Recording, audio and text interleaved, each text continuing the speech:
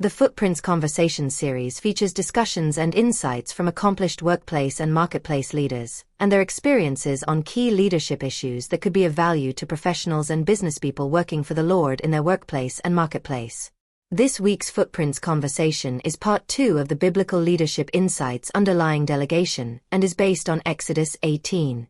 As we noted in part 1, delegation is the process of entrusting work, decision-making, tasks and responsibility to another person who is usually a subordinate. As workers and business people, we face daily the options of doing the work ourselves or delegating it to someone who may be a subordinate to take care of it. We are privileged again to have Grandpa Jethro, his son-in-law His Excellency Moses and Army General Joshua to help us understand the practical steps we should focus on to achieve the intended benefits. Shall we welcome our eminent experts on delegation? We are happy to be here.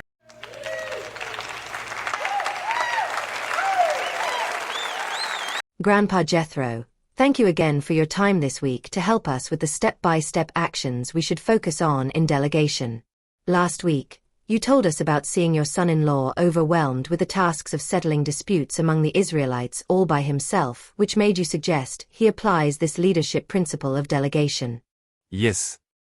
And both His Excellency and I gave you and your audience 5 additional reasons why you should delegate apart from the immediate benefits of avoiding nervous breakdown and saving you time to spend with the family. This week, I would like to focus on the action steps for effective delegation. I have used these action steps myself in Midian where I come from and I recommended them to His Excellency too. Great. So you and His Excellency have both applied these steps and have found them useful for effective delegation. Of course. That is why we are confident that you and your audience will find these action steps useful too. The first step is for you to identify the strategic objectives of the tasks and/or decision making. What do you want to achieve? I would like His Excellency to explain with his own experience. In my case, as I told my father-in-law, the main objectives the Israelites were coming to me were to seek counsel about the laws of the Lord and to get their disputes settled fairly. This is what my father-in-law told me to prioritize. So audience, the first step is to identify and prioritize the strategic objectives. Grandpa, let's go to the second step. The next step is to separate the tasks you could delegate and those you cannot delegate. For those tasks you could delegate, you have to segment the levels of delegation and the skill sets that may be required for specific tasks. You could have the first tactical level of tasks to be handled by junior staff who will report to a supervisor or a more senior staff who will then report to you. This will involve empowering the senior staff or supervisors through the delegation who will in turn empower their subordinates. This will help you to avoid micromanaging at the tactical level. Your focus should be to assess if those tactical activities have achieved the strategic objectives. For this step, I have to look at the tasks I could not delegate and those I could delegate. I couldn't delegate the role of being the people's representative before God and bringing their disputes to Him, because I was the only one uniquely positioned to do that. For those that I could delegate, I have to set up levels of delegation with officials over thousands, hundreds, fifties, and tens. I also prescribed the level of difficulty for the tasks and skills set required for those tasks. The lower level of delegation is for officials over 50s. They settle the simple cases and report to officials over hundreds in the chain of command. Those officials over thousands report directly to me. They deal with dispute cases and counseling more challenging than those below them. Step 3 is to select capable people to delegate the specific tasks required at the specific level of delegation. You don't delegate to any person. You should have a criteria of who should be capable to handle those specific tasks. A question from the audience. What do you mean by capable people? What criteria did you use to assess who is capable and who is not? Great question. I would like to use my experience to answer the question if I may. In our case, my father-in-law told me to select men who fear God, trustworthy men who hate dishonest gain. If I may have a follow-up question. Any reason why you used these criteria for selecting who to delegate to? Yes. I understood why my father-in-law used those criteria. You know, there is a great temptation for those delegated to settle the dispute to be corrupt and to seek their own interests. For example, they could take bribes, enrich their pockets and give partial judgments.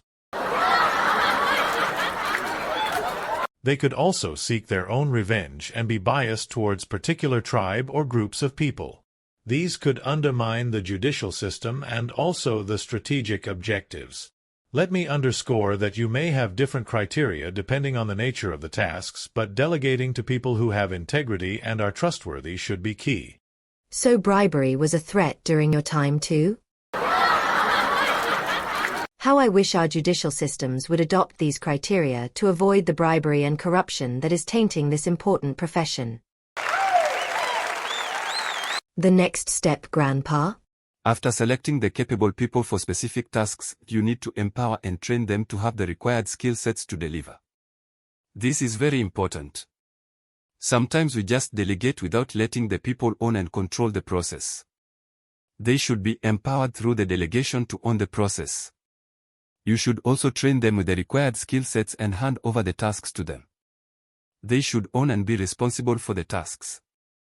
You need to periodically evaluate to ensure that the tasks are producing the expected outcomes.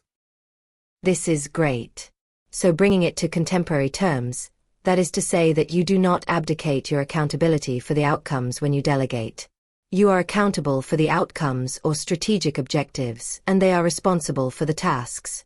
These are actually key elements of management tools such as the RACI matrix. Yes, that is why I told His Excellency that he has to ensure that he comes in to handle the complex cases and not abdicate his role to those he has delegated the tasks to. You need to do this without micromanaging or taking away the trust and empowerment for the tasks. You should do this as a support or as bringing on board your unique capacity and experience to get the objectives fulfilled. Very insightful and practical steps backed by experience that these steps work. Audience, last week our distinguished experts showed us with their own experiences why it is important to delegate. This week, they have demonstrated the practical steps we should take for effective delegation in order for us to enjoy those benefits that comes with delegation. You will agree with me that Grandpa Jethro and his team deserve all our appreciation. Please join me to give them the well-deserved applause.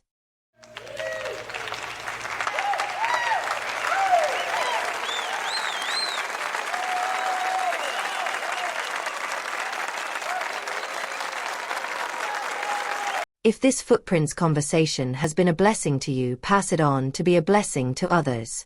Are you a believer committed to fulfilling your professional calling at your workplace and marketplace? We have several resources to help you do that.